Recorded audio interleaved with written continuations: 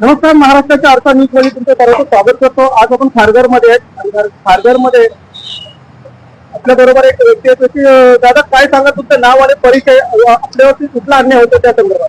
नमस्कार, मी दिनेश वारेकर. मी एक औषध विक्री व्यावसायिक आहे आणि मी राहुल अर्बन क्रेडिट कोऑपरेटिव्ह या संस्थेकडून फेब्रुवारी 2018 मध्ये 25 लाखाचं कर्ज घेतलं होतं. ते कर्ज मी रेग्युलर भरत आलो, पण कोविडच्या काळामध्ये जरा थोडंसं डिले झालं आणि अशा वेळेला जो पतसंस्थेकडून जो माझ्याकडे कर्जासाठी तगादा लावला होता, तर त्या तगादा लावला त्या अर्थी मी माझं घर स्वतःच विकून म्हणजे मी घरी घेऊन झालो. पतसंस्थेचं नाव काय का? राहुल अर्बन क्रेडिट कोऑपरेटिव्ह संस्था. कुठं संस्था आहे? ही संस्था आहे भायखळा या ठिकाणी, मुख्य कार्यालय आहे यांचं. आणि मी त्यांच्या वाशी एपीएमसी ब्रांच मधून मी 25 लाखाचं कर्ज घेतलं होतं व्यवसाय वृद्धीसाठी. असं आहे. त्याची परतफेड, त्याचा कालावधी किती दिवस? त्या कर्जाचा कालावधी फेब्रुवारी 2018 ते फेब्रुवारी 2028 असा 10 वर्षाचा कालावधी आहे.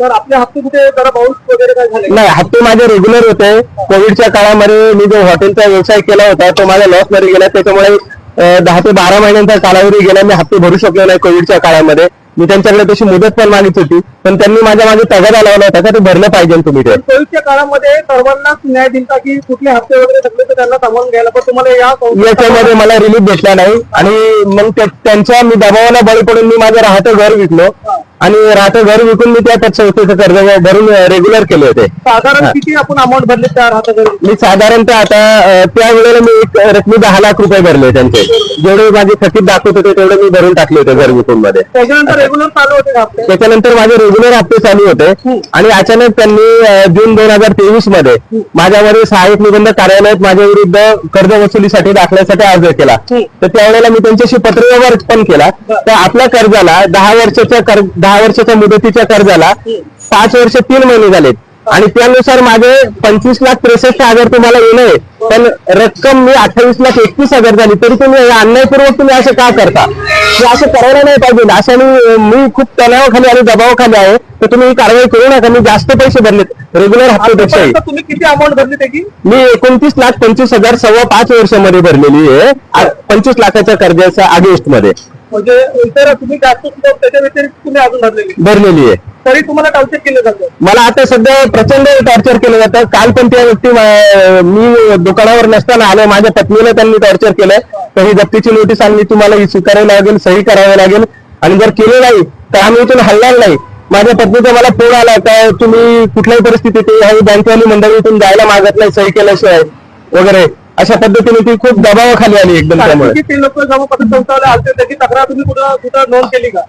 तक्रार मी खारघर पोलीस स्टेशनला आताच आलो. मी खारघर पोलीस स्टेशनच्या बाहेर आहे आणि मी ही तक्रार त्यांच्या विरुद्ध माझ्या पत्नीने नोंद केलेली आहे का अशा पद्धतीने माझे यजमान घरी नसताना सुद्धा, आणि मी त्यांना पूर्व कल्पना देऊन का बाबा आम्ही एवढे पैसे भरलेत, आम्ही सगळं हे केलंय आणि इथून पुढे भरतो. अगदी गेल्या महिन्यात सुद्धा मी या पतसंस्थेत पैसे हप्ता भरलेला आहे. पुढे भरता असं त्यांना हो, त्यांना मी आश्वासन दिलं जो काय बॅकलॉग थोडाफार राहिला असेल तो मी येत्या काळामध्ये मी भरून घेईन आणि माझी काय अडचण नाही. मी जर एवढे पैसे भरले तर पुढचे पैसे पण मी भरायला तयार आहे.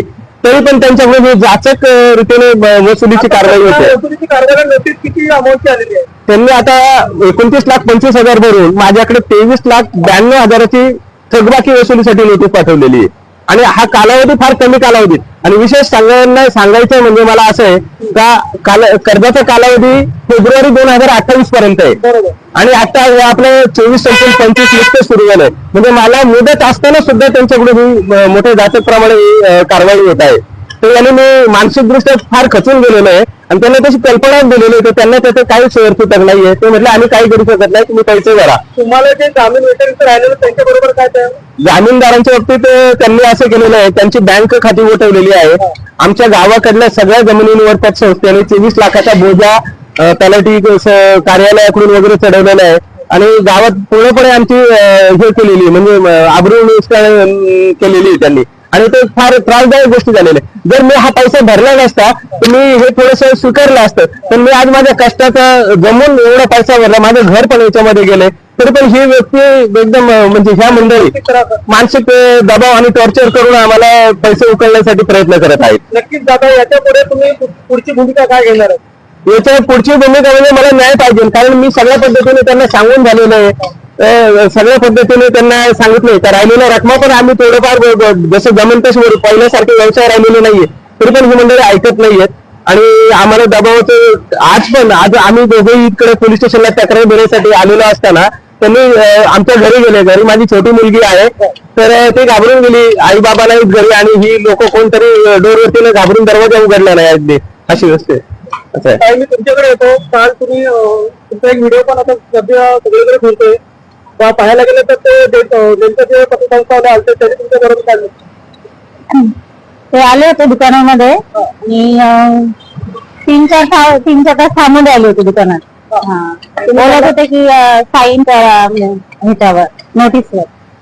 तुम्ही त्यांना सांगितलं का आम्ही ह्याच्या पुढे जरी मित्र आता सध्या नाहीत तर आले तर आम्ही हो त्यांना सांगितलं, टाइम पण मागत होते पण ते ऐकायलाच तयार नव्हते आणि थांबून राहिले तसे. ठीक. दादा बघताय तुम्ही 10 वर्ष किती 10 वर्षाचा तुम्हाला कालावधी दिला 10 वर्षाचा कालावधी. आतमध्ये तुम्हाला जास्त टार्चर केलं जातं 10 वर्षाचा कालावधी असताना मला 5 वर्ष 3 महिने झालेले असताना त्यांनी माझ्यावर ही सगळी कारवाई केलेली आहे. त्यामुळे मी अक्षरशः ह्या जगात न्याय आहे का नाही. जर तुम्ही 10 वर्ष फेडण्याचा कालावधी घेताय आणि 5 वर्षात जर ती तुमची सगळी रक्कम आम्हाला आजच पाहिजे किंवा 15 दिवसातच पाहिजे महिन्यातच पाहिजे असं जर असेल तर इथून पुढे असं कोणाला कुठलाही व्यवसाय उभा राहू शकणार नाहीये. कुठलाही व्यक्ती कर्ज काढताना 10 वेळा विचार करेल. त्या बँका अशा पण करतात मूळ कालावधीचा वापर न करता अगोदरच तुमच्या मागे लागतात. जेव्हा तुम्हाला संस्थेने बोलवलं ऑफिसमध्ये तेव्हा तुम्ही तिथे रिजेक्ट दिलाय का? मी प्रत्येक वेळेला संस्थेच्या संपर्कात आहे. प्रत्येक वेळेला जेव्हा संस्थेने कॉल केलाय मला बँकेत बोलवलंय माझा सगळा पत्रव्यवहार झाले पूर्ण फाईल माझ्याकडे आहे आणि त्यांना वेळोवेळी मी त्यांना सांगितलंय का तुम्ही ज्या पद्धतीने म्हणजे 29,25,000 भरलेले असताना फक्त त्यातले 2,93,000च मुद्दल त्यांनी केलेली आहे.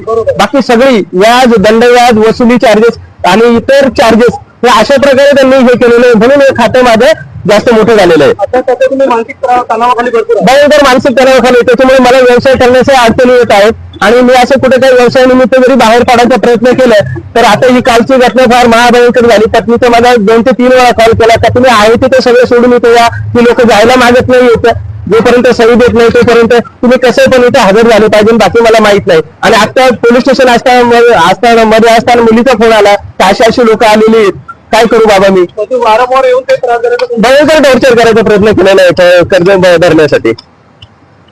परत एकदा आपलं नाव माझं नाव दिनेश महादेव चासकर.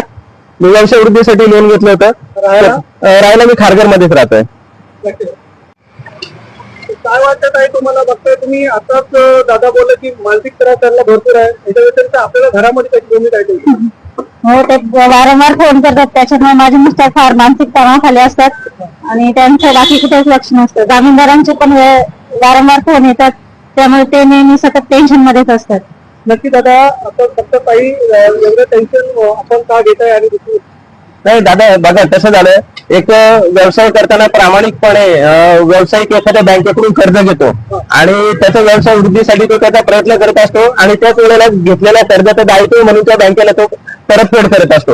हे एवढं सगळं करत असताना रेग्युलरपणे चालू असताना जर एखादी संस्था जाणीवपूर्वक म्हणजे पैसे भरत नसताना व्यवहार केलं तर मान्य आहे पण पैसे भरत असून सुद्धा एखादी संस्था जर जाणीवपूर्वक हे करत असेल तर ते व्यावसायिकाचं त्या व्यवसायावर कधी लक्ष लागणार नाहीये. म्हणजे तो असं थोडंसं म्हणजे माझी जसं आता टाईमवरून तुम्ही प्रश्न विचारला थोडीसं भरमिष्ट झाल्यासारखा प्रकार झाला. मी काय कृती करतो काय नाही करत हे मला नक्की कळत नाहीये अशा प्रकारे सध्या माझ्या बाबतीत घडत चाललेलं आहे. यानं मला बऱ्याच वेळा लक्षात आणून गेलं काय मी तुमच्याशी हे बोललो मी त्याला म्हणतो अरे काय बोलली मला माहितच नाहीये अशा पद्धतीने. आणि विशेष म्हणजे आता काल आणि आज तर कळत झालेलं आहे. मी थोडंसं बाहेर असताना सुद्धा ह्या मंडळींनी म्हणजे एक विचार केलेला आहे एक महिला आहे तिचे यजमान इथे नाहीये या व्यवसायाच्या ठिकाणी तर आपणही त्यांना काही जबरदस्ती आम्ही इथून जाणारच नाही आम्ही हे करणारच नाही अशा गोष्टी करणं हे फार चुकीचं आहे. आणि आता मी खारघर पोलीस स्टेशनच्या इथे असताना सुद्धा ते माझ्या घरी गेलेले आहेत तिथे आणि मुलीकडे विचारण्यात म्हणजे मुलगी घाबरून गेली तिने फोन केले बाहेर 3-4 लोक आहेत रिबन अडकवलेले बँकेचे कोणतरी वाटतात वगैरे अशा पद्धतीने. तर हे जे म्हणजे याचा कळत झालं ह्या प्रकारामुळे मी तणावाखाली येऊन मला काय करू काय नको म्हणजे अगदी खरं सांगायचं म्हटलं मनात विचार पण येऊन गेला म्हणजे असं आहे.